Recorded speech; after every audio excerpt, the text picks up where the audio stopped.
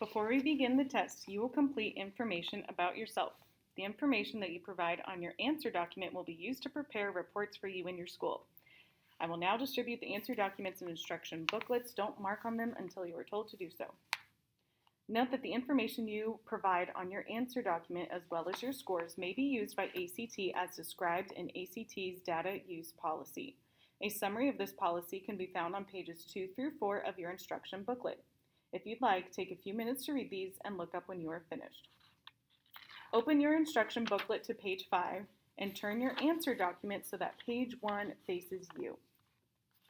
Answer documents are scored by a machine. Make marks heavy and black. Fill in each oval completely without extending marks outside the lines. Only number 2 pencils can be used. Do not use mechanical pencils. In block A, print the name of the school where you are testing.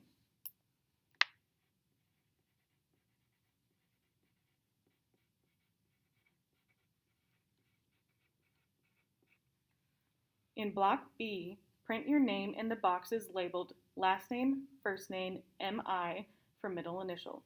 Begin in the first box for each part of your name. Enter as much of your name as possible using one box for each letter. Do not extend any part of your name into the boxes reserved for another part of your name. Fill in the corresponding oval in the column directly below each letter of your name.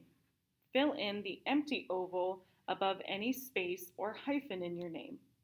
It is not necessary to fill in blank ovals for any spaces remaining after your name is filled in.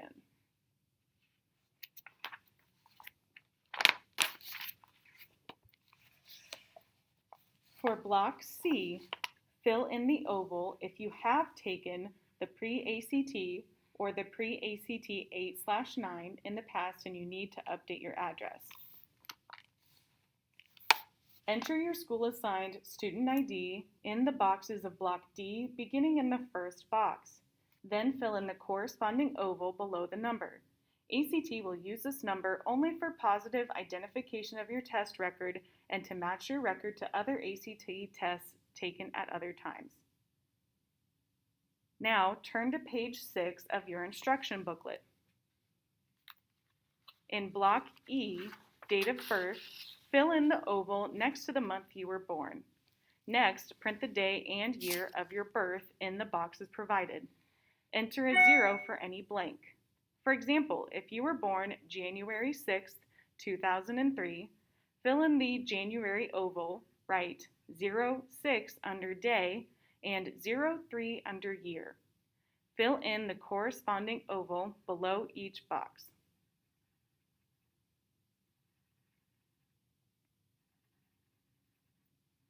Fill in the appropriate oval for block F, gender.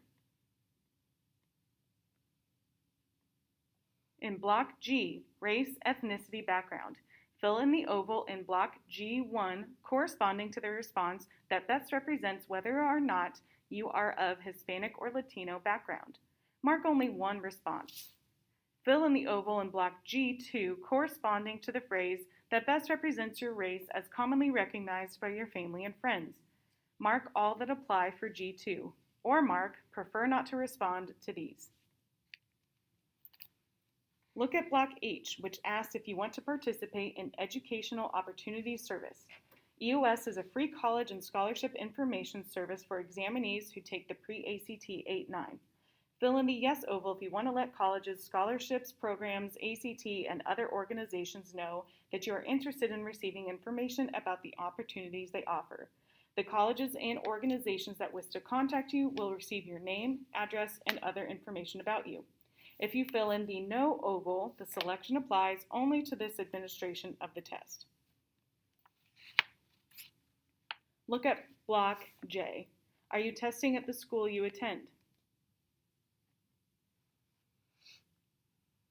Fill in yes in block J and leave block K blank.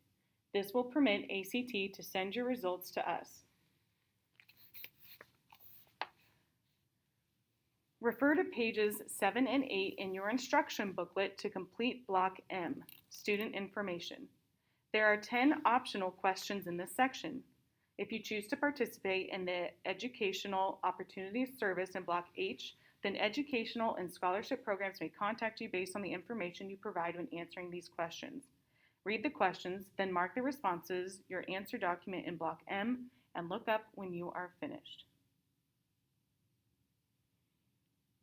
Now, turn to page 2 of your answer document. Look at blocks N, O, P, and Q, mailing address, city, state code, and zip code. These fields are optional, but if you wish to receive mail from colleges and scholarships programs, you must fill in your address correctly. In block N, enter each part of the address where you receive mail. Leave a space between the parts of your street address. Use the slash to designate fractions, for example, 1/2 or 3/4. If you live in an apartment, enter the apartment number after the street name.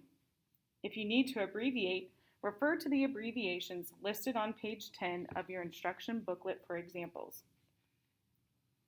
In blocks O, P, and Q, enter your city, state, and zip code.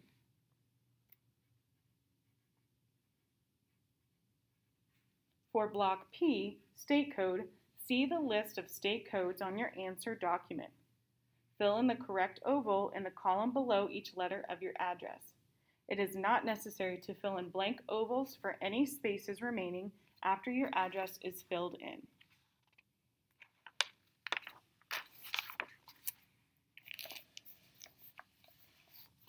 Turn to page 13 of your instruction booklet and locate block R, Interest Inventory, on your answer document.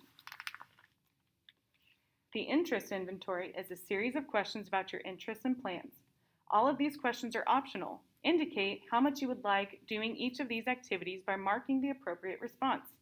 Consider whether you would like or dislike the activity, not your ability to do it. This should take about 10 minutes.